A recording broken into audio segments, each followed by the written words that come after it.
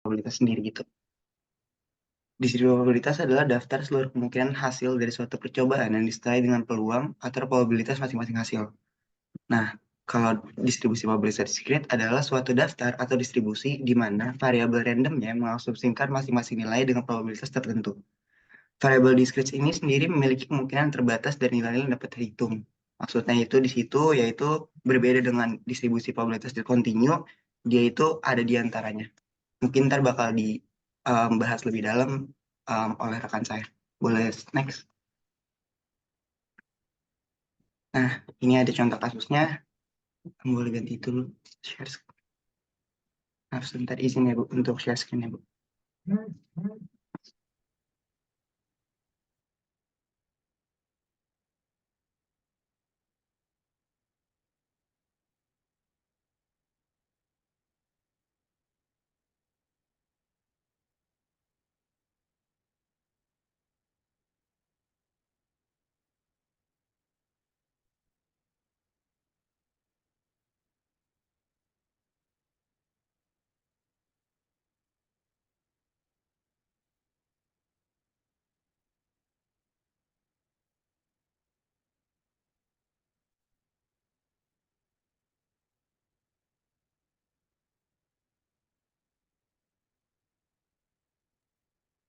Nah, ini ada studi kasus untuk kita bisa lebih memahami terkait distribusi probabilitas diskrit. Jadi, contoh soal yang saya ambil itu ada 3 orang sahabat yang memutuskan berlibur untuk kota M.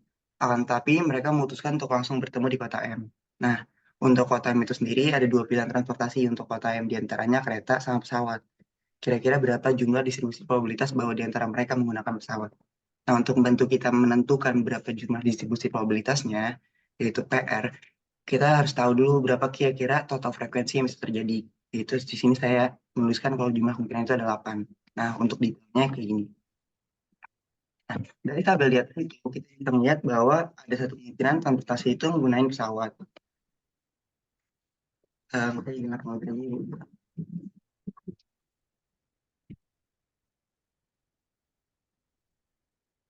Nah, ini kita bisa melihat kalau pada nomor satu itu pesawat yang dipilih intinya tiga-tiganya, tiga-tiga orang tersebut menggunakan kereta.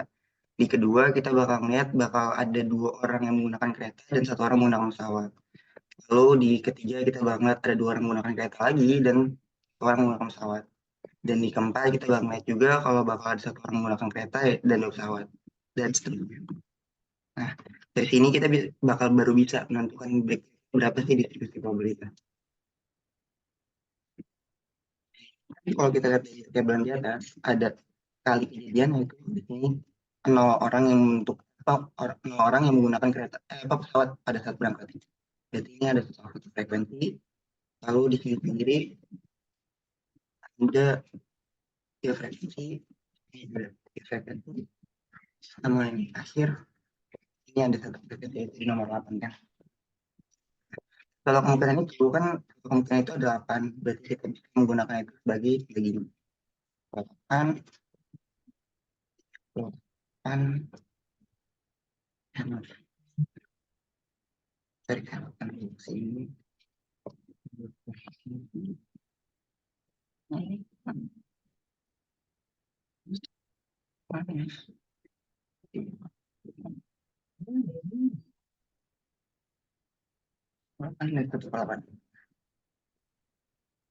untuk membantu kita mengetahui, berarti saya bisa diubah menjadi bentuk persenan atau desimal. Di sini bisa dibilang seperti ini. Ini dia penerapan.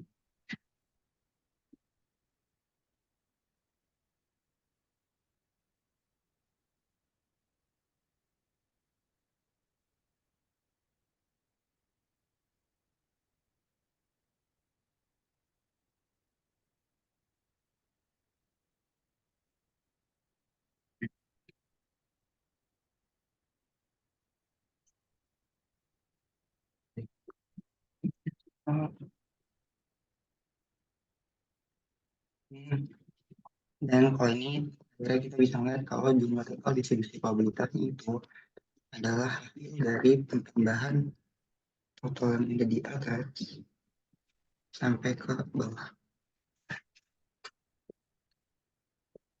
Ini kita bisa nentuin, kita bisa lihat kalau ya um, distribusi probabilitas itu bisa membantu kita buat mempermudah penentuan probabilitas terjadinya kayak probabilitas ketika sahabat yang saya buat ini. Mereka itu milih terbang pesawat yaitu dengan cepat kita bisa menjawab bahwa ya ada kemungkinan 0,125% atau 0,12 untuk mereka memilih hal itu. Nah, salah satu di sini itu menandakan bahwa mereka itu adalah kejadian yang saling lepas. Jadi tidak mungkin ada satu kejadian di mana satu orang sahabat itu memilih kereta sama pesawat di waktu bersamaan. Angka satu itu menunjukkan bukti bahwa mereka nggak bakal melakukan hal itu. Mungkin segitu aja dari saya. Selanjutnya mungkin materi selanjutnya akan dijelaskan oleh rekan saya. Terima kasih banyak.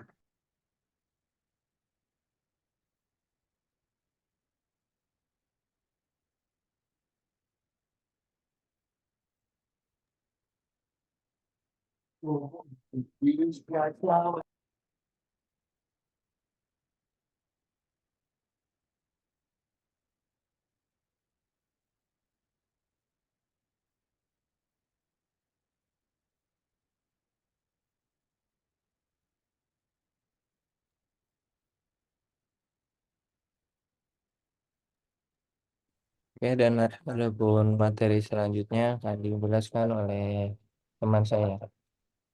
Sebelumnya apakah suara saya terdengar? Terdengar Yusuf. Oke. Yang pertama, kita setelah tadi udah mendengarkan penjelasan dari Abdul Rizky terkait mengetahui bagaimana menyusun sebuah distribusi probabilitas. Dan sebelum membahas beberapa jenis probabilitas, sebaiknya kita tuh memahami dulu apa sih beberapa istilah yang ada digunakan di uh, bab ini gitu ya, bab depan. Nah, contohnya itu kayak variabel acak diskret, dan variabel acak kontinu gitu. Nah, di sini yang pertama yang saya jelasin itu terkait dengan variabel acak. Nah, variabel acak adalah sebuah ukuran atau besaran yang merupakan hasil suatu percobaan atau kejadian yang terjadi secara acak atau untung-untungan dan mempunyai nilai yang berbeda-beda. Jadi variabel acak merupakan ukuran hasil suatu percobaan yang bersifat acak. Contohnya kayak gimana? Contohnya kayak misalnya harga saham di BCA gitu kan bisa berubah-ubah ya dalam hitungan menit. Misalnya harga saham di BCA itu dibuka dengan harga Rp5.350 per lembarnya. Terus habis itu terjadi fluktuasi nih di antara 5.300 sampai 5.475 rupiah. Dan akhirnya ditutup dengan harga 5.375 rupiah. Nah, perubahan harga tadi adalah percobaan atau kejadian acak atau untung-untungan gitu. Dan yang harganya yang kayak tadi 5.350, 5.300, dan 5.475 itu merupakan hasil dari kejadian yang disebut dengan variabel acak. Oke, nah di dalam variabel acak ini dibagi menjadi dua. Ada variabel acak kontinu, sama satu lagi ada variabel acak diskret. Nah, oke, boleh next slide. Nah, yang pertama variabel acak diskret.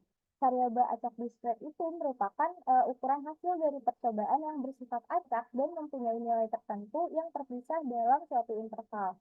Nah, biasanya variabel acak ini berbentuk bilangan bulat dan dihasilkan dari sebuah perhitungan. Jadi, biasanya variabel acak diskret ini perhitungan yang menghasilkan bilangan bulat. Contohnya kayak jumlah baju, jumlah misalnya jumlah sepatu, atau jumlah sebuah jumlah penduduk gitu. Nah, itu termasuk adalah variabel acak diskret. Oke, boleh next slide.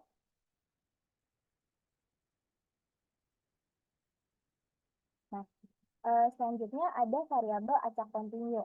Nah, kalau misalkan variabel acak kontinu ini mempunyai nilai yang menempati pada seluruh interval hasil percobaan. Jadi variabel acak kontinu biasanya dihasilkan dari pengukuran dan bukan perhitungan. Nah, ini merupakan suatu perbedaan dari variabel acak kontinu sama variabel acak diskret tadi. Jadi kalau misalkan variabel acak diskret tadi dia itu mempunyai nilai tertentu yang terpisah dalam suatu interval. Sedangkan kalau variabel acak kontinu, dia itu menempati pada seluruh interval hasil percobaan kayak gitu. Terus juga variabel acak kontinu ini biasanya dihasilkan dari sebuah pengukuran dan bukan perhitungan. Sedangkan kalau misalkan variabel acak diskret, tadi dia itu berasal dari sebuah perhitungan. Nah, contoh dari variabel acak kontinu itu misalnya kita membeli sebuah buah melon gitu. Nah, kita beli 15 buah. Nah, kalau jumlah 15-nya ini kan termasuk ke dalam nilai variabel acak diskret. Tapi kalau misalnya kita mengukur berat si melon tersebut dan misalnya beratnya itu 6,30 kg, maka 6,30 kg tersebut itu adalah ukuran hasil dari variabel kontinu gitu. Nah, jadi semua hasil nilai yang dihasilkan dari kegiatan pengukuran maupun pecahan itu merupakan variabel acak kontinu. Nah, oke. Di sini kita habis ini bakal bahas terkait contoh soalnya.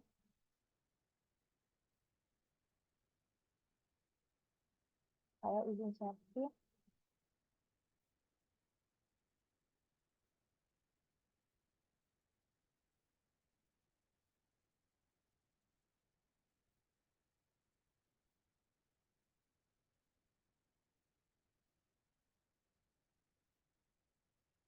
Apakah sudah terlihat? Nah, di sini kita menentukan kira-kira percobaan ini tuh merupakan keterangan variabel acak diskrit atau variabel acak kontinu gitu. Nah, yang pertama ada jumlah kecelakaan mobil per minggu. Nah, kalau misalkan jumlah kecelakaan mobil per minggu itu kan pasti dia hasilnya itu dari sebuah perhitungan. Dan juga dia ini biasanya bilangan bulat gitu. Misalkan kecelakaannya 20 dalam seminggu, 35, 27 kayak gitu. Berarti dia termasuk ke dalam variabel acak diskrit. Nah, untuk nomor 2, bilangan cacah kurang dari 20. Nah, bilangan cacah kurang dari 20 itu kan berarti 0, 1, 2, 3, 4, dan 5, dan seterusnya sampai dengan 20. Berarti dia termasuknya ke dalam variabel acak diskrit. Nah, terus yang ketiga ada bilangan bulat kurang dari 5. Nah, untuk bilangan bulat kurang dari 5 ini termasuk ke dalam variabel acak kontinu. Kenapa? Karena bilangan bulat kurang dari 5 ini kan mencakup bilangan negatif ya. Jadi dia tuh walaupun bilangan bulat tapi interval ke kirinya itu tak terhingga, nggak tahu itu sampai berapa. Makanya dia termasuk ke dalam variabel acak kontinu seperti itu. Nah, terus selanjutnya ada jumlah anak dalam suatu keluarga. Kalau misalkan jumlah anak udah jelas itu merupakan variabel acak diskrit karena pertama berdasarkan perhitungan dan kedua dia juga merupakan bilangan bulat gitu. Misalnya 3 anak atau 2 anak seperti itu. Jadi dia termasuk ke dalam diskrit. Nah, terus yang kelima, usia penduduk suatu desa. Nah, walaupun usia itu banyak yang sama, kayak misalnya 18 tahun atau 19 tahun, tapi usia itu kan juga ada yang 19 tahun lebih 8 bulan, 19 tahun lebih 2 bulan, bahkan kalau mau detail itu sampai ke detik-detiknya pun bisa. Jadi, dia tuh termasuk ke dalam variabel acak kontinu gitu. Nah, terus kalau misalkan yang keenam ini panjang beberapa helai kain. Nah, kalau misalkan panjang beberapa helai kain itu kan udah jelas ya dia sebuah pengukuran panjang gitu. Jadi dia termasuk ke dalam variabel acak kontinu. Nah, terus habis itu yang ketujuh ada jumlah soal yang terjawab dengan benar. Kalau misalkan jumlah soal yang terjawab dengan benar ini kan dia bisa dihitung secara bilangan bulat dan perhitungan gitu. Misalnya ada 10 yang benar atau ada 8, maka dia termasuk ke dalam diskrit. Oke, selanjutnya ada jumlah kendaraan yang melewati persimpangan jalan. Nah, ini jumlah kendaraan yang melewati persimpangan jalan itu kan gak beda jauh sama yang nomor 1 tadi ya, jumlah kecelakaan mobil per minggu. Maka dia termasuk ke dalam variabel diskrit. Nah, terus yang ke-9 banyak permunculan sisi gambar dalam pelemparan sebuah koin.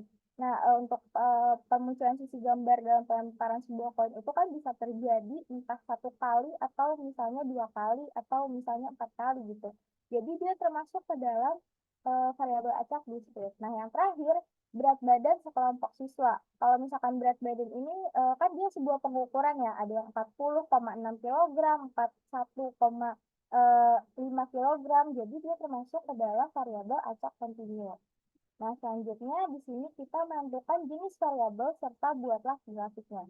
Bisa dilihat data jumlah barang di gudang itu ada buku 250, kertas A4 580, pensil 600, dan pulpen 650. Kalau dilihat dari jenis datanya, dia ini merupakan jenis data variabel discrete karena dia bilangan bulat dan eh, berdasarkan hasil perhitungan gitu. Nah, oke. Nah, terus gimana cara kita bikin grafiknya? Yang pertama ini kita.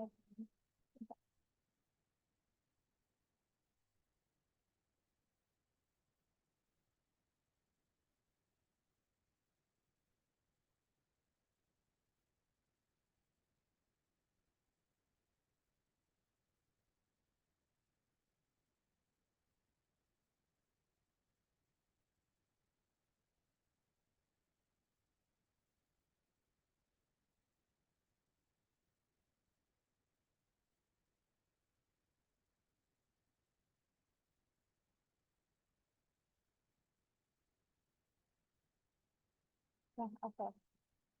Nah, kita udah ngerasain beberapa tadi penentuan jenis variabel, dan sekian dari saya. Selanjutnya akan dilanjutkan oleh rekan saya.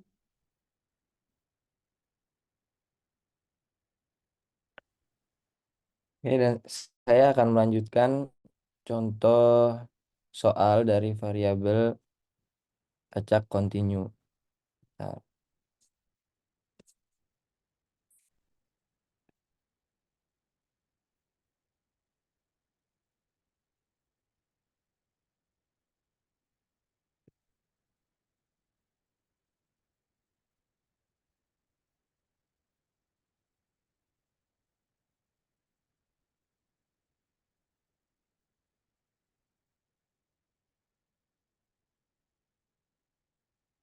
oke.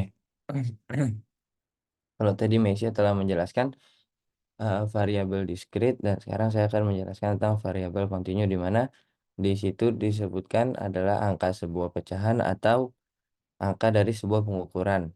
Dan ada pun contoh di sini, itu di sebuah sekolah SMA negeri di Jakarta terdapat 12 siswa dengan berat badan 50 sampai 60. Buatkan variabel acak dalam bentuk kontinu dalam dalam bentuk grafik. Oke. Di sini tertera datanya bahwasanya berat badan siswa tersebut ada yang 50,6, 50, 51,2, 51,9, 52,1, 52,9, 55,7, dan seterusnya. Dan maka kita isi dulu di sini berat badan siswa dari 50 sampai 50, 50 sampai 52, sorry, 50 sampai 52, terus 52 sampai 54, 54 sampai 56,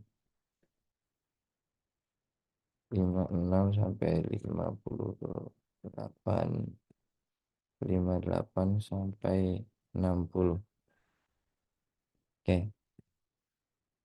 Dan di sini kita lihat di dengan 50 sampai 52 itu terdapat 3 siswa, 52 sampai 54 itu terdapat 2 siswa, 54 sampai 56 itu terdapat 1 siswa, 56 sampai 58 itu terdapat 4 siswa, dan yang terakhir 58 sampai 60 itu terdapat 2 siswa. Oke. Nah, ini adalah yang membedakan antara variabel diskret dan variabel kontinu. Dia memiliki angka pecahan atau sebuah pengukuran.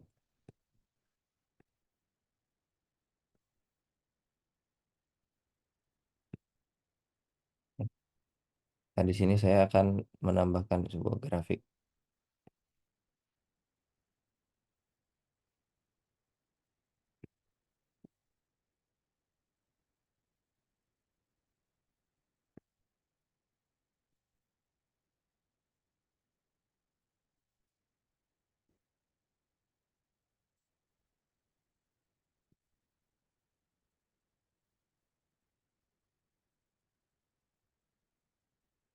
Maka di grafik ini sudah tertera berapa banyak siswa dan berapa berat badan mereka sesuai interval yang telah ditentukan.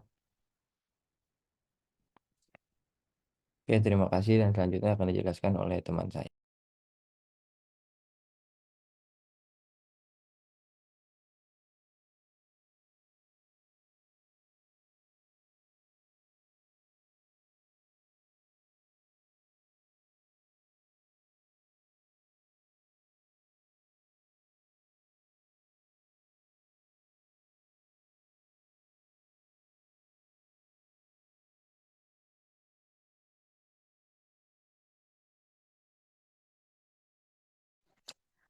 Baik, selanjutnya itu rata-rata hitung, varians, dan standar deviasi dari distribusi frekuensi. Next slide. Saya akan jelaskan rata-rata hitung pada distribusi probabilitas. Rata-rata hitung merupakan nilai yang dianggap mewakili nilai-nilai dalam probabilitas dan juga merupakan juga nilai harapan atau expected value yang dilambangkan dengan notasi EX. Nilai rata-rata hitung dalam probabilitas juga merupakan nilai rata-rata tertimbang karena seluruh kemungkinan diberi bobot berupa probabilitas masing-masing. Next slide. Nah, aplikasi rata-rata hitung dalam probabilitas biasanya banyak digunakan dalam berbagai bidang untuk menganalisis fenomena acak seperti memprediksi hasil rata-rata dalam eksperimen, menilai risiko keuangan, dan mengevaluasi karakteristik populasi. Dapat memandu pengambilan keputusan dalam ketidakpastian dengan memberikan ukuran tendensi pusat dari suatu distribusi. Memainkan peran penting dalam inferensi statistik, memungkinkan estimasi parameter populasi berdasarkan data sampel. Next slide.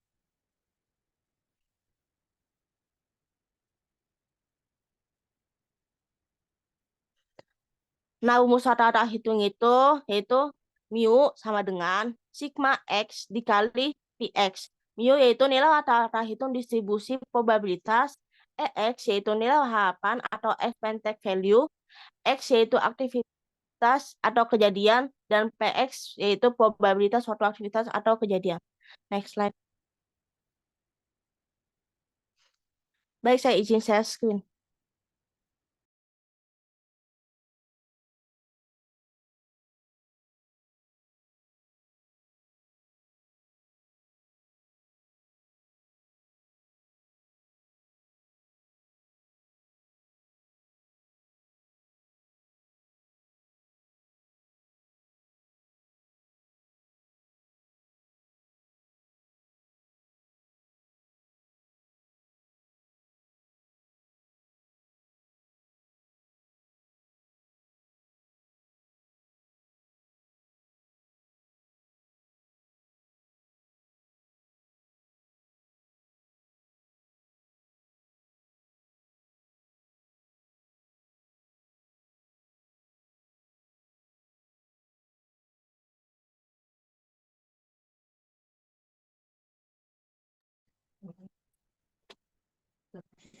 Nah, baik contoh kasusnya yaitu seorang mahasiswa sedang menyelidiki rata-rata waktu yang dihabiskan remaja untuk menonton video YouTube. Dia melakukan survei dan mengumpulkan data dari 200 remaja di berbagai kelompok usia. Usia 13 sampai 15 tahun, 30% remaja menghabiskan rata-rata 2 jam per hari menonton video. Usia 16 sampai 18 tahun, 40% remaja menghabiskan rata-rata 2,5 jam per hari menonton video. Usia 19 sampai 21 tahun, 20% remaja menghabiskan rata-rata hebatnya rata-rata 3 jam per hari menonton video. Usia 22 sampai 24 tahun, 10% remaja menghabiskan rata-rata 1,5 jam per hari menonton video. Nah, penyelesaian rata-rata hitungnya itu jadi kayak sama dengan persentase X dikali probabilitas PX, yaitu 2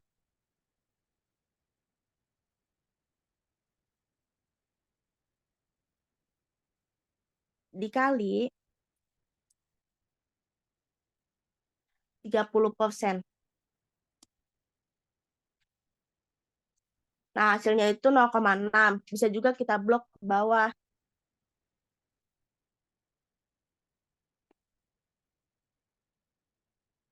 Dengan rumus yang sama, yaitu jadi hasil akan seperti ini. Lalu untuk menghitung jumlahnya itu menggunakan sama dengan sum.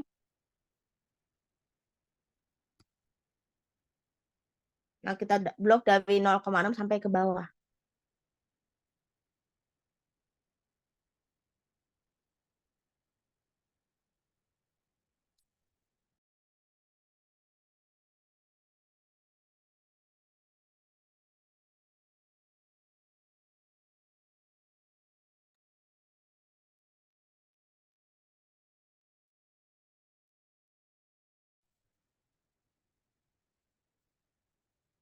Hmm.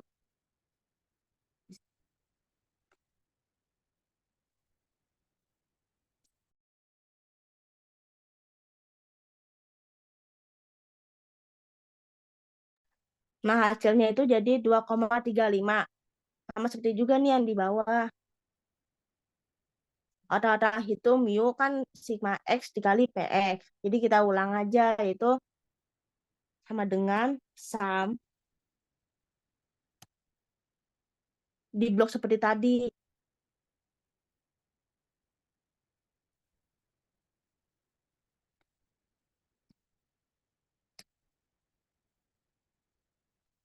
Hasil 2,35. Jadi rata-rata waktu yang dihabiskan menonton video YouTube di antara semua remaja adalah 2,35 jam per hari.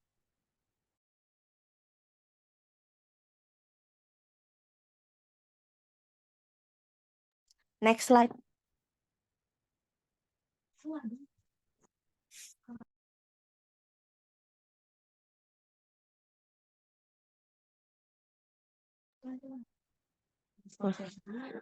Baik, selanjutnya akan dijelaskan oleh rekan saya.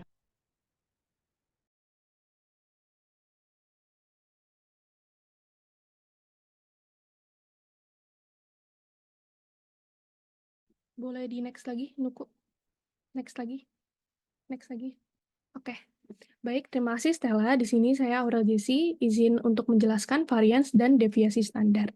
Jadi, varians dan standar deviasi ini merupakan ukuran penyebaran yang dimana nanti akan mengukur seberapa besar data yang menyebar dari nilai tengahnya. Boleh next slide? Ya, di sini ada rumus dari varians dan standar deviasi. Rumus dari varians itu yaitu A kuadrat sama dengan sigma, buka kurung, X dikurang mu, tutup kurung dikuadratkan lalu dikali dengan Px. Sedangkan rumus dari standar deviasi yaitu A sama dengan akar dari A kuadrat. Nah, di sini ada keterangannya.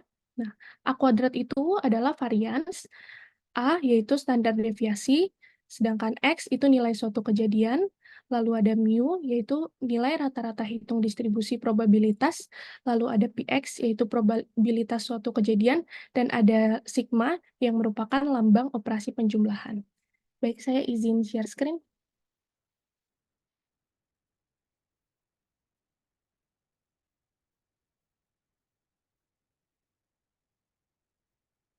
Boleh di stop dulu.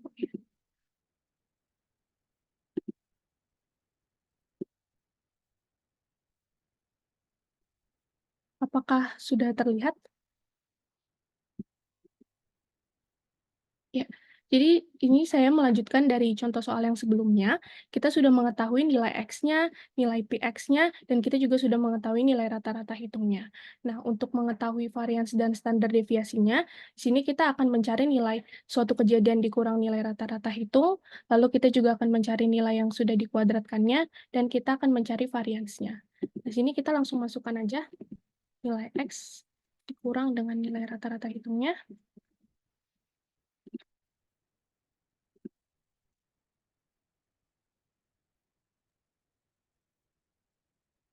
2,35 itu kan jumlah X kali PX itu. Iya, Ibu. Ya, tapi kan bukan rata-rata itu. Tadi di soal sebelumnya ini jadi nilai rata-rata hitung. Ya nggak bisa lah rata-rata hitung bisa dari X kali PX itu gimana ceritanya? Rumusnya apa? Mu itu rumusnya apa ya? Itu kan jumlah X kali PX itu. Kok bisa mu itu dari mana?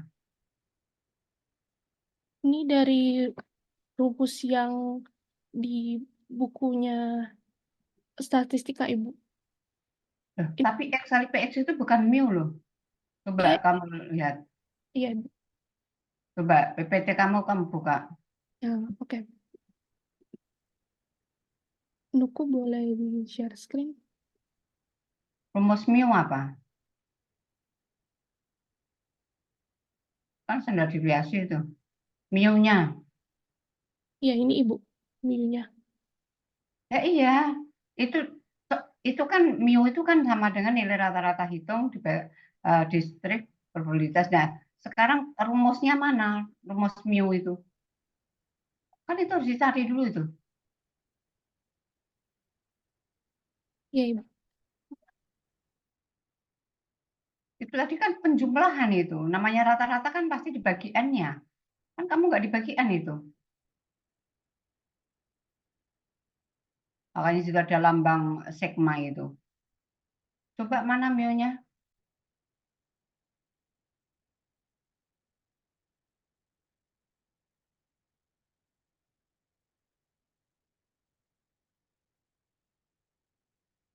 Nuku, saya izin share screen.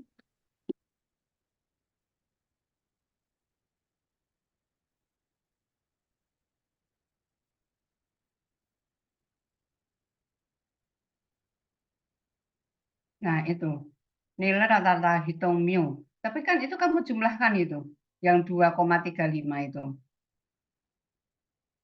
Iya, Ibu. Lah Sigma, iya, sigma kan? X dikali sama probabilitasnya. Loh, kok bisa? Ini rumusnya.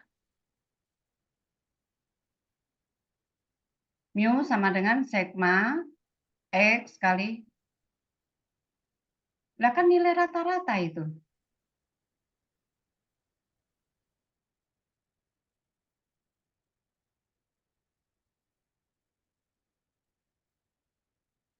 Nilai rata-rata hitung distribusi. Nilai harapan expected value. X-nya itu PX. Rata-rata hitung mu-nya sigma. Benar nggak itu? Aduh.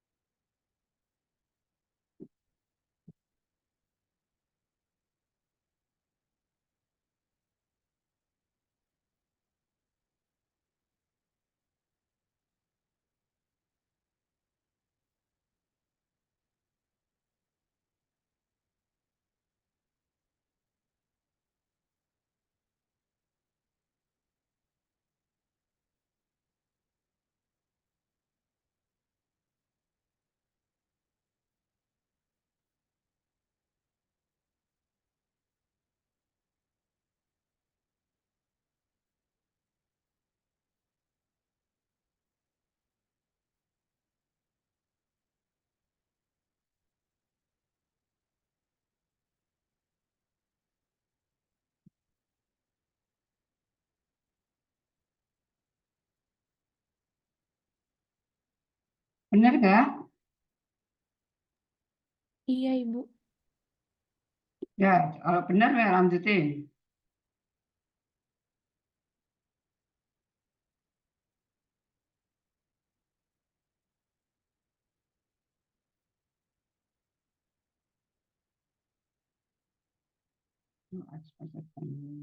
Baik, di sini saya izin melanjutkan.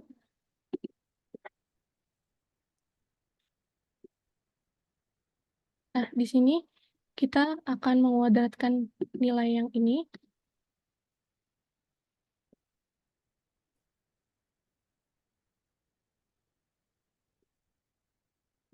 Setelah kita sudah mengetahui hasilnya, di sini kita sudah bisa mencari variansnya, itu dengan memasukkan nilai yang ini dikali dengan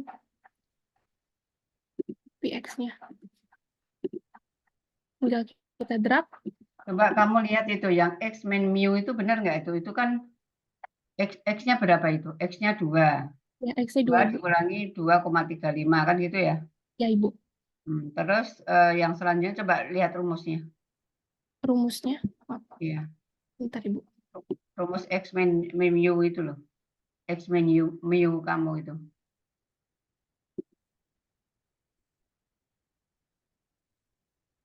Loh, bukan, yang kamu kerjakan itu loh. Oh, yang saya kerjain.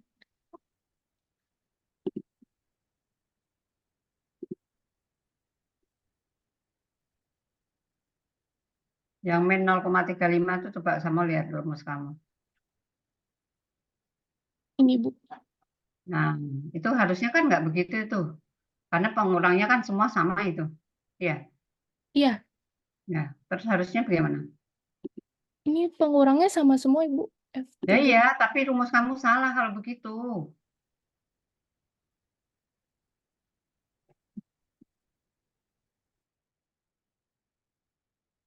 Itu kan kamu buat satu persatu itu. Itu kan bisa sekali aja rumusnya itu. Di drag gitu ya, Bu ya. Gimana sih kok didrak kamu? Coba yang lain bisa membantu nggak ini? Bisa bantu Aurel nggak itu? Kan kalau penguraian yang sama harusnya diapain gitu. Nggak dicari satu persatu. Itu hanya datanya 4. Kalau datanya 1000, kamu buat satu persatu gitu. Yang X min mu kenapa di situ ya?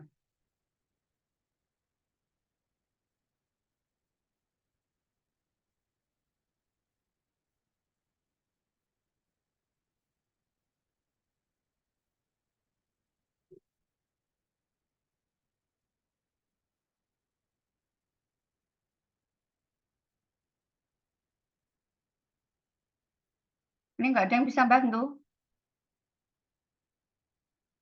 Ya Tuhan. Di dolarin lagi, Mas. Di bagian F-nya ya. Dari awal di dolarin terus baru bisa di blok bawah itu. Dari yang D ya. Iya, sebenarnya lebih gampangnya pakai, sebentar gue cari shortcutnya. Bisa Maaf ya, dari itu gimana sih? Nggak jelas banget deh.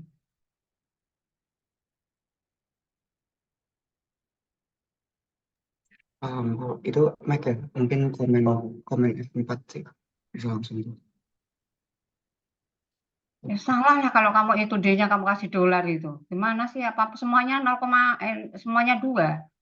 Kamu gimana sih kayak gini aja kok nggak bisa?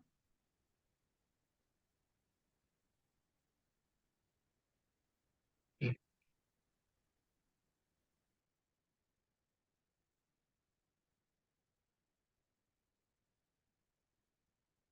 Baik, sudah Ibu.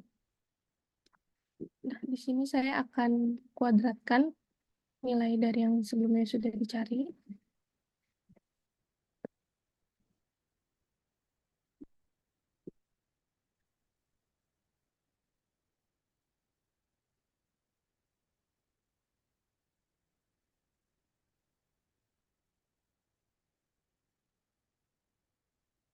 Nah, di sini untuk mencari variansnya, kita langsung sum saja.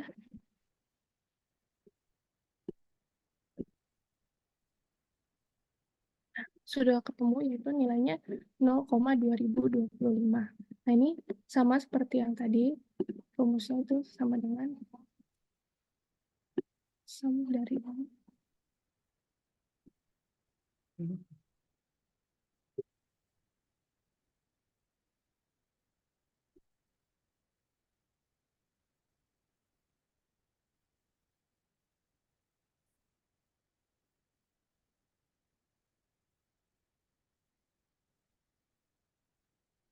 Nah, di sini untuk mencari standar deviasi itu rumusnya adalah akar dari A kuadrat. Untuk di Excel, rumus akar itu ada SQRT. Kita buka kurung, kita masukkan nilai kuadratnya, tutup kurung. Nah, jadi di sini kita sudah mengetahui bahwa nilai standar deviasinya itu 0,45. Untuk materi yang selanjutnya akan dijelaskan oleh rekan saya. Terima kasih.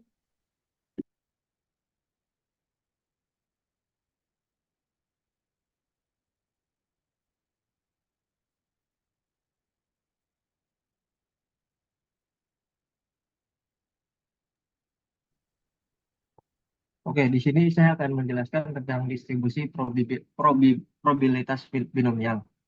Distribusi probabilitas Bernoulli merupakan distribusi yang bersumber dari percobaan Bernoulli. Percobaan Bernoulli merupakan percobaan acak yang hanya memiliki 2 keluaran, di mana 2 keluaran tersebut tidak bisa terjadi secara bersama-sama dan total peluang dari 2 keluaran tersebut adalah 1. Misalnya distribusi binomial peluang munculnya gambar atau peluang muncul angka pada pelemparan uang koin. Next slide.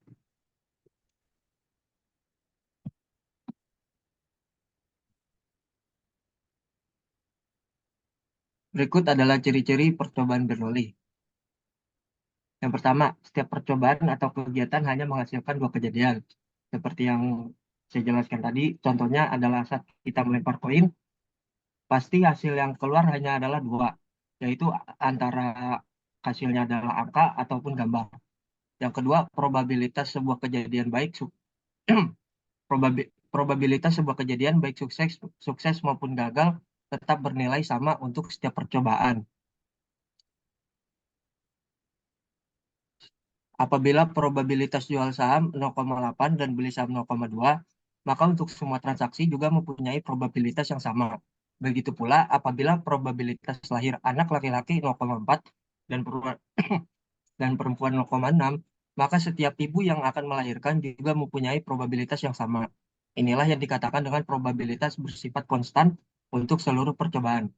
Yang ketiga, percobaan-percobaan bersifat independen, yang berarti bahwa hasil dari suatu percobaan tidak memengaruhi hasil percobaan lainnya. Apabila seorang ibu melahirkan bayi perempuan, maka tidak akan mempengaruhi kelahiran bayi bagi ibu-ibu yang lainnya. Tidak ada ketentuan bahwa bila ibu yang melahirkan lebih dulu laki-laki, sedangkan ibu yang belakangan akan perempuan, bukan? Yang keempat, data yang dikumpulkan merupakan hasil dari perhitungan. Dengan demikian, percobaan Bernoulli adalah variabel diskret dan nilainya menempati tempat tertentu dalam interval atau skala pengukuran. Next slide. Berikut adalah pembentukan distribusi binomial. Untuk membentuk suatu distribusi binomial diperlukan pengetahuan dua hal, yaitu A, jumlah atau banyaknya dari sebuah percobaan atau kegiatan, dan B, probabilitas suatu kejadian baik sukses maupun gagal. Bisa kita lihat di sini ada rumus distribusi binomial, di mana P dalam PR sama dengan N faktorial per R faktorial dikali buka kurung N dikurang R tutup kurung faktorial dikali P pangkat R dan dikali Q pangkat N dikurang R, di mana PR sama dengan nilai probabilitas binomial, P peluang sukses suatu kejadian, dan Q peluang gagal suatu kejadian, atau biasa digambarkan sebagai Q sama dengan 1 dikurang P, lalu R adalah banyak peristiwa sukses untuk keseluruhan percobaan, dan N adalah jumlah total percobaan. Next slide. Ini ada contoh kasus yang selanjutnya akan dijelaskan oleh teman saya, Mas Sepa Diaksa. Kepada Mas Sepa Diaksa, dipersilakan. Oke, terima kasih Farel atas kesempatannya. Di sini saya akan membacakan contoh kasus dari distribusi binomial. Sebuah perusahaan swasta sering mengikuti tender. Perusahaan tersebut mengikuti tender yang dilaksanakan oleh institusi pemerintah sebanyak 10 kali. Pada tender yang diikuti, peluang perusahaan swasta tersebut untuk menang tender adalah 70%. Tentukan A, berapa peluang perusahaan tersebut menang tender sebanyak 5 kali, yang B sebanyak 8 kali, dan yang C sebanyak 10 kali. Boleh di next slide.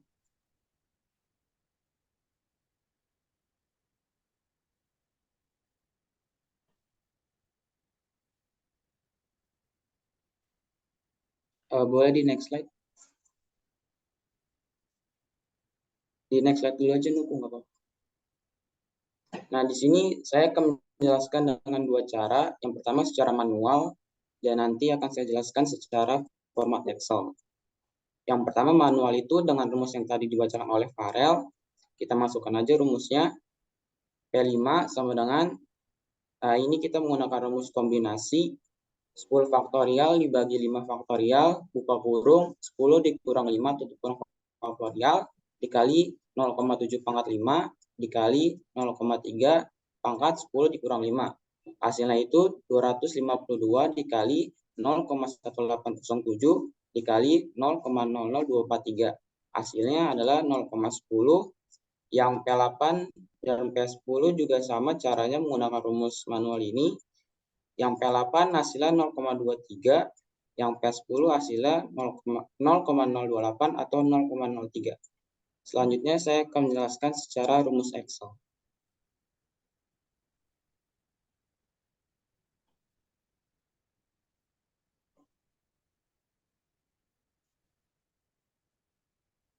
Nah, berikut soalnya masih sama dengan soal yang tadi. Rumus Excel-nya adalah binom dis, numbers, trial, probability. Belum share. Excel-nya belum share. Udah di-share.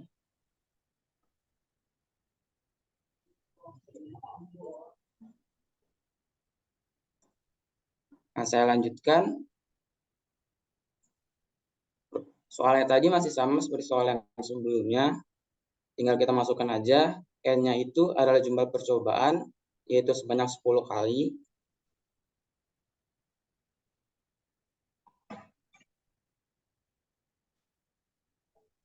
Kemudian P adalah peluang sukses, yaitu 70%. Jika kita ubah secara deksimal, yaitu 0,7. Kemudian R adalah banyaknya kejadian berhasil. Ini kita bisa mulai dari 0 sampai 10. Karena yang di pertanyaan ditanyakan paling banyak adalah 10 kali.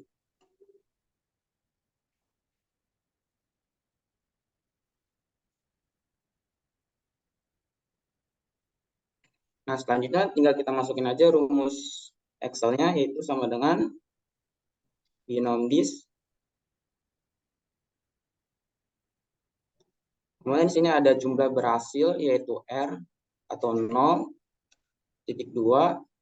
Jumlah percobaan, yaitu N sebanyak 10 kali. Untuk N-nya kita kasih tanda $.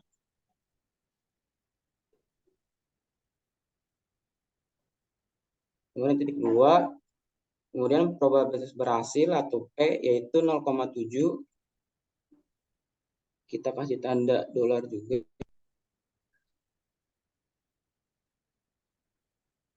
Kemudian titik 2. Kumulatif di sini kita menggunakan false karena kita tidak mengerjakan kumulatif. Enter.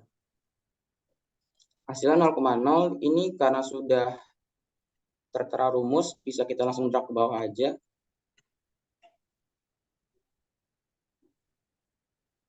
Nah, berikut sudah selesai. Yang ditanyakan adalah 5, 8, dan 10. Kita kasih tanda aja.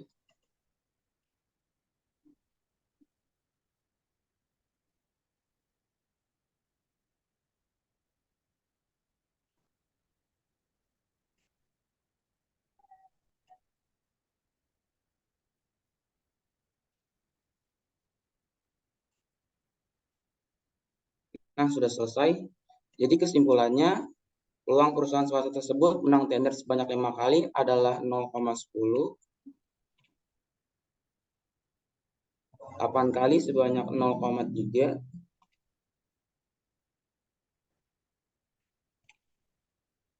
0,23, maaf. Dan 10 kali sebanyak 0,03.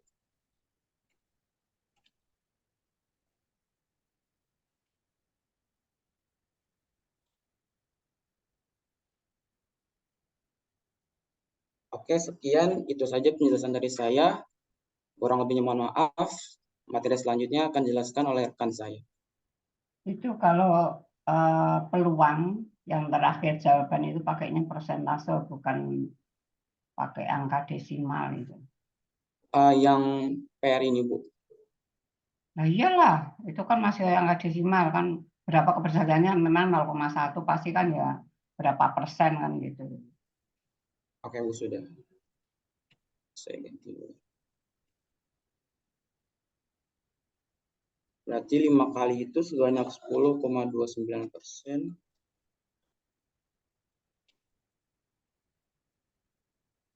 8 kali 23,35%.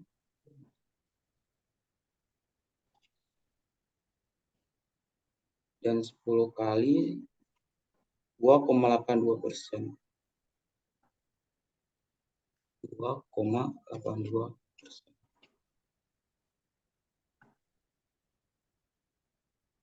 Oke, sekian penjelasan dari saya. Kurang lebihnya mohon maaf. Materi selanjutnya akan dijelaskan oleh rekan saya. Terima kasih.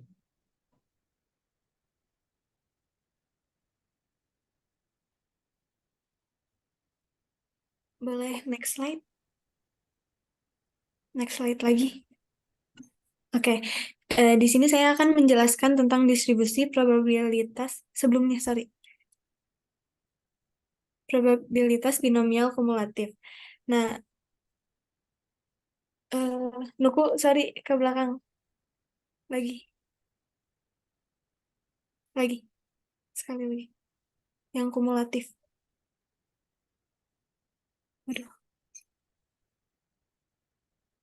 Nah, distribusi probabilitas binomial kumulatif adalah di mana data yang ada sifatnya tidak tunggal, melainkan hasil akumulasi. Rumus dari distribusi probabilitas binomial kumulatif adalah FR sama dengan PX kurang dari sama dengan R, sama dengan R sigma B dalam kurung X titik koma N titik koma P, sama dengan R sigma kombinasi X terhadap N kali P pangkat X kali Q pangkat N min X. Selanjutnya saya akan share screen untuk contoh soalnya.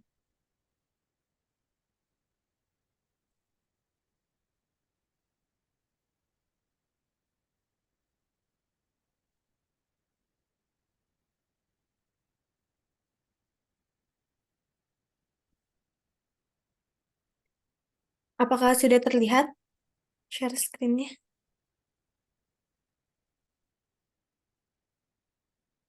Nah, di sini ada Hadir melakukan latihan tendangan penalti sebanyak 3 kali. Peluang sukses gol tercipta sebesar 3/4. Tentukan peluang Hadir mencetak paling banyak 1 gol pada latihan tendangan penalti tersebut. Nah, di sini N itu jumlah percobaan. Jadi jumlah percobaannya itu sebanyak 3 kali. 3 kali peluang suksesnya 3,4, tapi kita ubah ke bentuk desimal jadi 0,75. Yang selanjutnya R-nya itu batas atas banyaknya kejadian. Nah, ini paling banyak tercetak golnya itu 1 gol. Jadi di sini 1. Rumusnya di sini ada binom dis sama dengan dis dalam kurung numbernya tuh di sini kita pakai yang R, titik koma, terus yang ini N, sama yang ini P. Nah, di sini kumulatifnya kita pakai yang true karena ini jumlah diakumulasi pakai tutup kurung.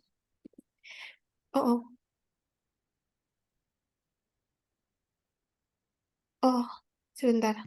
Di sini mestinya pakai 0,75. Nah, jadi hasilnya 0,15625 dibentuk ke persentase. Jadi 15,63%. Sekian dari saya, selanjutnya akan dijelaskan oleh teman saya.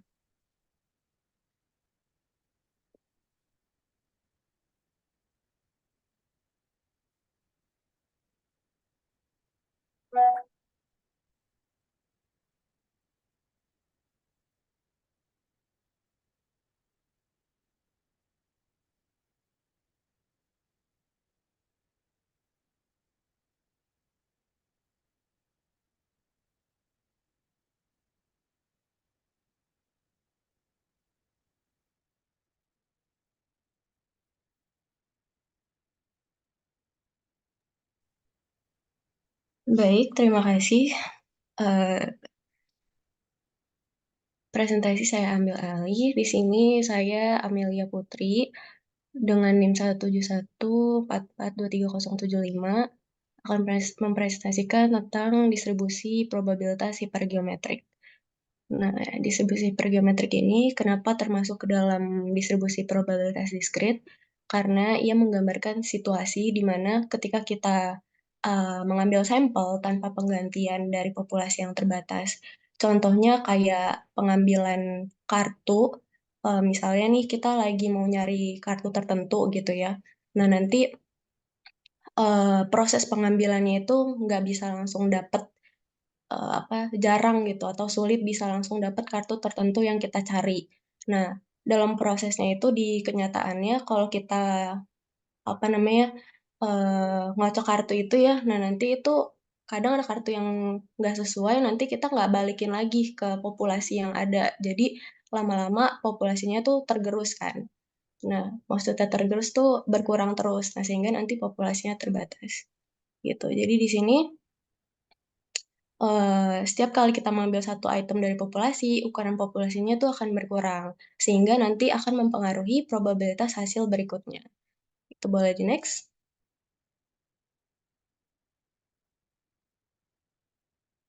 Nah, sehingga di sini ditemukan ciri khas dari distribusi hipergeometrik ya. Pengambilan sampelnya dilakukan tanpa penggantian.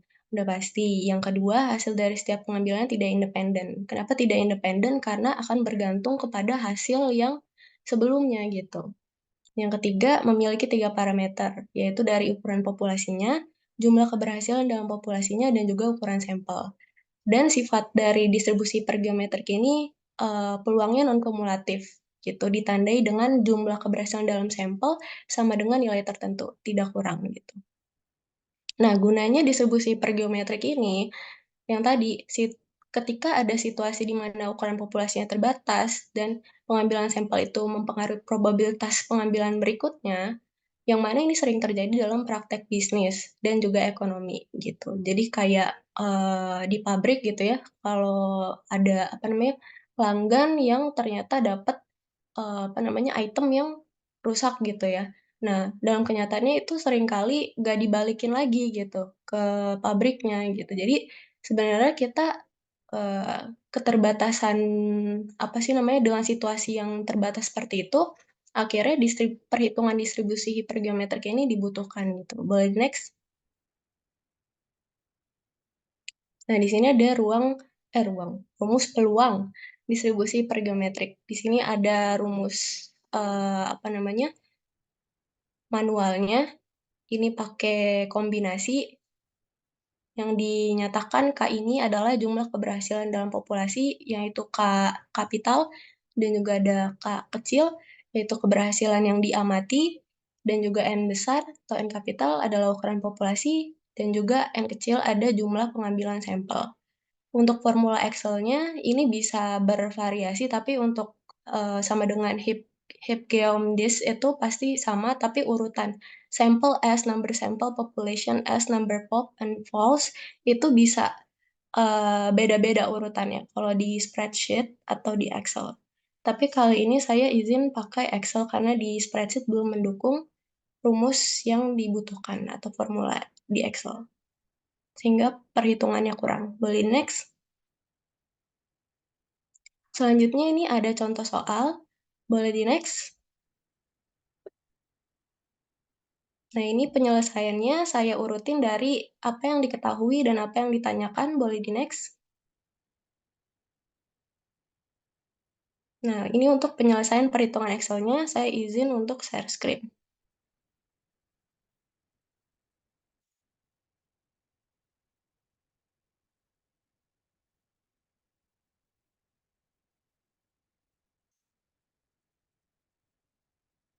Baik, sudah terlihat. Jadi di sini ada soal ya. Jadi ada sebuah pabrik sepatu yang memiliki 1.000 pasang sepatu dalam inventarisnya. Nah, teman-teman, inventaris itu adalah daftar aset ya. Dari 1.000 pasang tersebut, 300 pasang dianggap memiliki kualitas yang sangat baik dan memenuhi standar kualitas yang ditetapkan ya oleh pabrik tersebut. Manajer pabrik ingin mengevaluasi kualitas produksi dengan mengambil sampel acak sebanyak 50 pasang sepatu dari inventaris. Dia ingin mengetahui peluang bahwa dalam sampel tersebut terdapat tepat 10 pasang sepatu yang memenuhi standar kualitas. Jadi di sini udah diketahui ya ada jumlah total pasang sepatu sebanyak 1.000 pasang, kemudian ada jumlah pasang sepatu yang memiliki kualitas sangat baik, ada 300 pasang, dan sampel yang diambil sebanyak 50. Kemudian di sini yang ditanyakan, peluang dalam 50 sampel pasang sepatu itu berapa sih yang terdapat tepat 10 pasang sepatu yang memenuhi standar kualitas gitu. Nah, di sini penyelesaiannya udah saya tulis ya. Kemudian kita bisa cari jumlah keberhasilan dalam sampel tuh berapa nih? Peluang terambilnya 10 pasang sepatu dalam sampel yang jumlahnya tuh 50 gitu. Rumusnya ini ya. H sama dengan H titik dis. Kemudian ini kita masukin sampel S-nya. Terus number sampel. Population. Oh, di ini dulu ya. Sorry. Pakainya yang titik koma. Sampel S, number sampel, mana number sampel? Tuh, number sampel, koma lagi.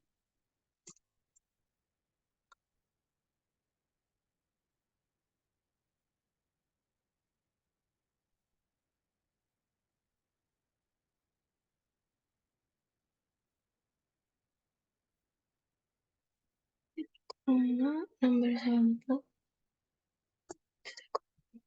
population S. Oh, ininya, aduh, dari awal. Sampel S-nya ini, titik koma, number sampelnya ini, population S, number. Nah, di sini kita masukin kode ya, kodenya false. Kenapa false? Karena di sini kode buat Excel itu untuk mengidentifikasi bahwa ini adalah perhitungan non-kumulatif gitu.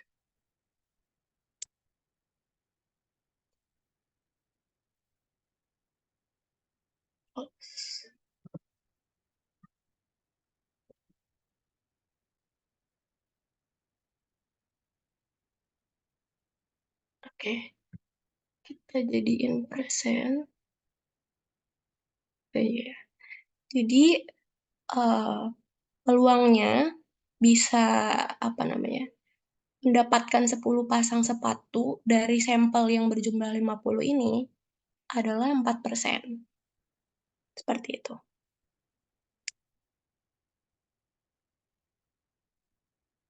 Ya, mungkin kurang lebihnya seperti itu presentasi dari saya terkait dengan distribusi hipergeometrik. Distribusi probabilitas hipergeometrik. Saya kembalikan ke moderator.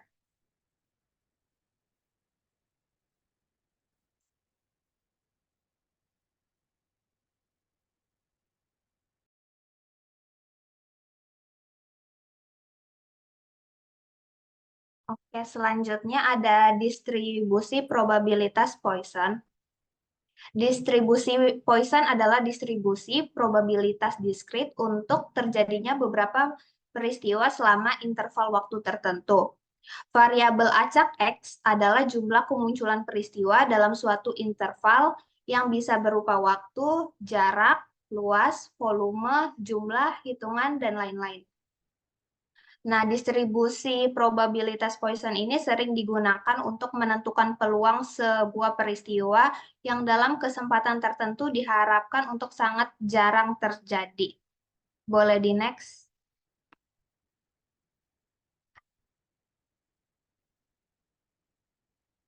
Di sini ada rumus dari probabilitas Poisson, Px atau probabilitas kelas sukses sama dengan E. E itu bilangan natural, ini ada ininya, angkanya udah template 2,7182 pangkat minus mu atau rata-rata keberhasilan dikali mu pangkat X dibagi X faktorial.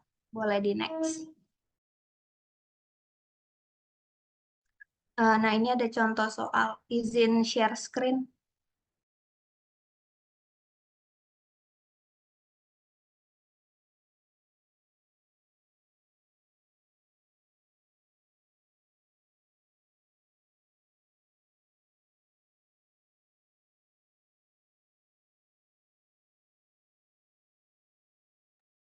Banyaknya sambungan telepon ke nomor 108 antara pukul 23.00 sampai 00 selama 1 bulan berdistribusi Poisson dengan rata-rata 5 sambungan per hari. Berdasarkan informasi tersebut, tentukan peluang terdapat 10 sambungan pada hari tertentu saat rentang waktu tertentu. Nah, berarti ini diketahuinya mu atau rata-rata sambungan per harinya itu 5. Lalu X-nya itu 10.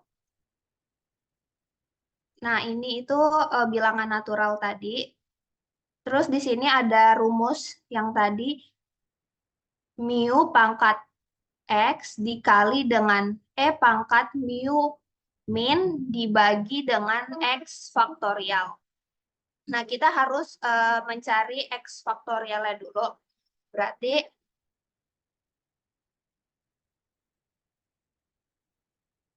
sama dengan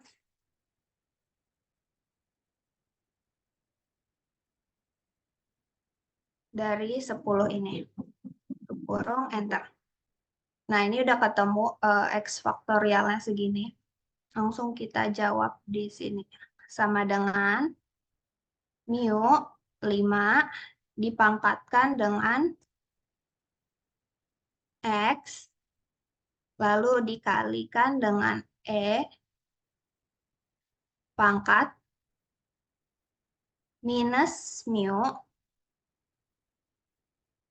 lalu dibagi dengan ini, X faktorial. Lalu di enter. Berarti hasilnya segini, 0,0181. Terus kita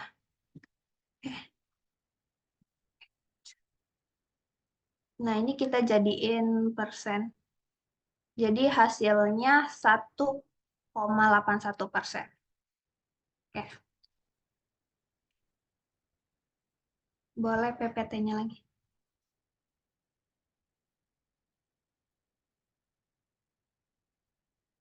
Iya, boleh di next. Oke, selanjutnya dilanjutkan teman saya. Oke, selanjutnya itu ada cara menggunakan tabel distribusi Poisson. Nah, tabel ini dapat membantu memperoleh nilai distribusi Poisson dengan cepat. Caranya itu kita harus tahu mu dan X-nya. Contohnya dari soal tadi yaitu mu-nya 5 dan X-nya 10. Nah, dari tabel ini bisa kita lihat, kita cari yang atas itu mu-nya 5 sama yang X-nya ke bawah itu 10. Nah, perpotongan dari 5 dan 10 tadi itu merupakan hasil dari nilai distribusi Poisson, yaitu 0,0181, sama kayak yang pakai rumus manual tadi. Boleh di next.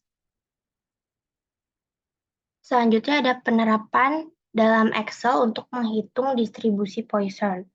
Mungkin langsung aja ke Excel-nya ya, izin share screen.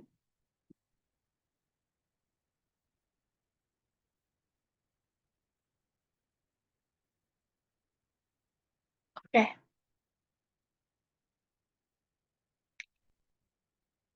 Sebuah pabrik TV diketahui bahwa rata-rata terdapat 16 TV yang rusak dari 8.000 TV yang dihasilkannya. Berapakah peluang bahwa dari 1.000 TV yang akan diproduksi terdapat A. 1 TV yang rusak, B. 6 TV yang rusak, C. Tidak ada TV yang rusak, dan D. Rusak lebih dari 2 TV. Nah, karena dari soal ini mu-nya itu belum ada, kita cari dulu dari N dan P. N-nya itu 1.000 dan P-nya itu hasil dari 16 dibagi 8.000. Jadi hasilnya itu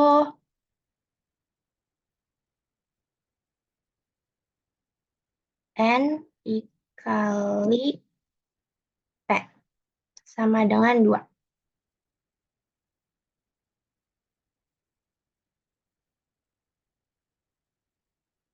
Kita lanjut ke soal yang A.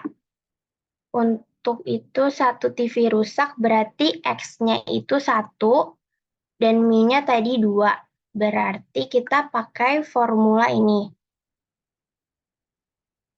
Poisson dis buka kurung X Lalu rata itu mu dan kumulatif. Kumulatifnya itu false karena untuk yang ini tuh X-nya tepat. Jadi kita pakai false. Yaitu hasilnya 0,27067. Lalu kita persenin jadinya 27,07%.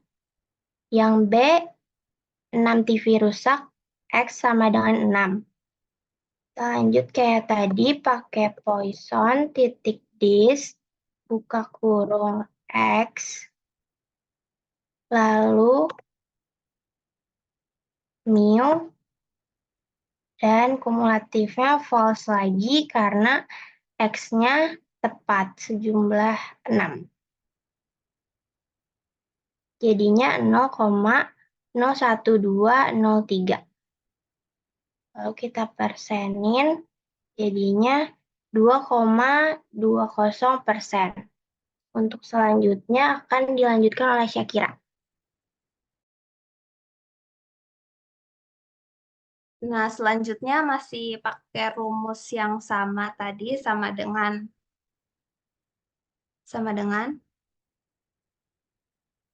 Poisson.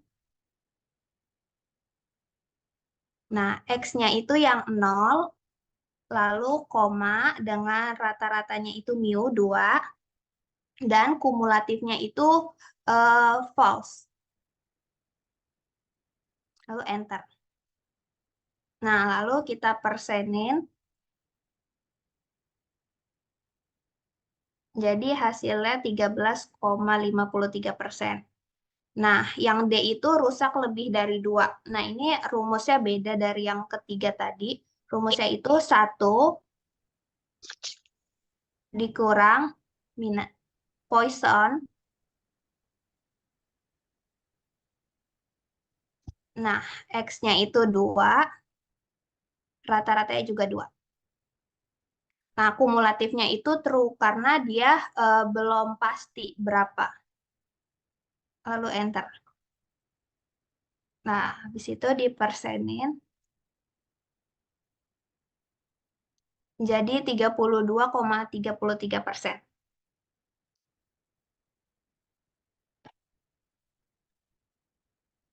Oke.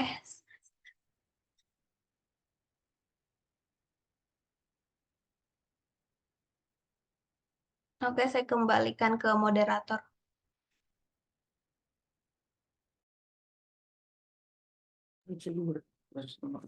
Oke, terima kasih. Oke, dan sekarang kita masuk ke sesi pertanyaan jika ada. Oke, dan terima kasih. Sekian presentasi dari kelompok 2. Oke, apabila ada kesalahan, kami mohon maaf. Assalamualaikum warahmatullahi wabarakatuh. Waalaikumsalam warahmatullahi wabarakatuh. Terima kasih. Yang perlu diperhatikan konsep dari discrete dan continuous itu. Kalau discrete itu nilainya tetap, dia tidak berubah. Ya, tapi kalau yang namanya continue itu setiap saat berubah. Makanya berat badan, ya, misalnya seperti itu. Jumlah uang yang kita miliki atau laba perusahaan itu pasti dia continue karena setiap saat bisa berubah. Tapi kalau discrete itu tetap. Kamu punya almari, nggak ada almari itu berapa almarinya? 3,5 ya nggak ada ya. Kalau 3, 4, 2 nggak punya gitu. Tapi kalau misalnya kamu berat badan gitu ya, tinggi badan itu kan setiap saat berubah karena dari tumbuh besar kemudian maksimal kemudian bisa menurun lagi. Itu yang harus dipahami itu. Tadi kalimat jadi kata kuncinya keluar dari tadi. Oke, saya akan mengabsen. Silahkan dibuka mic-nya semuanya yang sudah nanti langsung ditutup. Abdullah Rifki. Hadir, Bu. Adelia. Ahmad Rifaldi. Hadir, Ibu. Al-Khairina. Hadir, Bu. Alwan. Hadir, Ibu. Amanda. Hadir, Ibu. Amelia. Hadir, Bu. Aurel, Hadir, Ibu. Cut, Dinda, Hadir, Ibu. Dini, Arza, Hadir, Ibu. Farel, Hadir, Ibu. Febri, Hadir, Bu. Firda, Hadir, Bu. Gofari, Gonilo, Hadir, Ibu. Iza, Hadir, Ibu. Kaila, Meisya, Hadir, Ibu. Muhammad Nuku, Hadir, Ibu. Alik, Hadir, Bu. Liv, Rizky Ramadan, Hadir, Ibu. Muzaffar, Hadir, Ibu. Nabil, Hadir, Ibu. Nafa, Hadir, Bu. Naila, Hadir, Ibu. Nazwa, Hadir, Ibu. Nisya, Nurul, Rafani, Hadir, Ibu. Raffi, Hadir, Ibu. Rajwa, Hadir, Ibu Rajwa. Rangga, Hadir, Ibu. Rastania, Hadir, Ibu. Sakira, Hadir, Bu. Shefa, Hadir, Bu. Siti Nurila, Hadir, Ibu. Stella, Hadir, Bu. Taki, Hadir, Bu. Pak Viana, Hadir, Bu. Yonanda, Hadir, Ibu. Dita, Dita nggak masuk. Nah, Maaf, kelompok Ibu. Dini hadir, Ibu tadi mic-nya error, Bu. Oke, bentar. Maaf, Ibu. Oke. Cut hadir, Bu. Tadi koneksinya kurang bagus, jadi mungkin suaranya nggak masuk. Oke, Maaf, Ibu. Adelia Puspita Ayu hadir. oke. Ada lagi? Nggak ada ya? Di Gofari nggak ada. Kaila nggak ada. Kemudian Nisya nggak ada. Sama Nurul. Sama Dita. Oke. Nah, berarti materi kita sudah selesai. Hari Rabu jam 8 kita ujian. Kemudian yang Excel dari masing-masing kelompok hari ini semua sudah terkumpul. Nah, kemudian PR-nya setiap kelompok. Jadi satu kelompok hanya mengerjakan satu saja. Untuk kelompok satu mengerjakan materi kelompok 2, kelompok 2, kelompok 3, kelompok 3, kelompok 4, kelompok 4, kelompok 1. Ambil 2 soal saja. Ya, dan itu dikumpulkan paling lambat hari Selasa jam 10 pagi. Ya. Nah, kemudian untuk ujian materinya, karena materi kita yang belum diujikan itu kan mulai dari analisa tren sampai ini bab ini ya, 4 bab yang terakhir ini bagian 2. Ya, jelas ya? Ada pertanyaan? Kalau tidak ada, saya pikir sudah cukup untuk pertemuan kita kali ini.